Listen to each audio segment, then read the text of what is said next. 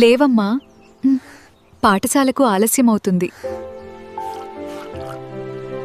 స్నేహితులతో కలిసి స్కూల్కి నడుచుకుంటూ వెళ్లడం, టిఫిన్ బాక్స్ తీసుకెళ్లడం, చిన్న చిన్న క్షణాలే పెద్ద ఆనందం. టీచర్ కోపం, బయట నిలబడే శిక్ష, లోపల నవ్వులు, బయట మనసులో బాధ. అదే మా స్కూల్ జ్ఞాపకం. ఆ వీధి, ఆ ఆవలు, ఒక బంతి, ఒక బ్యాట్. కాని ఆనందం మాత్రం అంతులేనిది.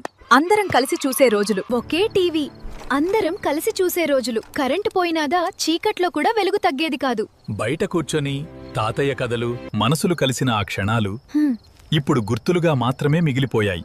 అది జీవితం కాదు, ఒక అనుభూతి. మనమే మారిపోయాం, కాలమే ముందుకెళ్ళిపోయింది. కాని ఆ జ్ఞాపకాలు మాత్రం ఎప్పటి జీవితం ముందుకెళ్ళిపోయింది. మనమూ మారిపోయాం, కాని ఆ చిన్ననాటి జ్ఞాపకాలు మనసులో మాత్రం ఇంకా జీవిస్తూనే ఉన్నాయి.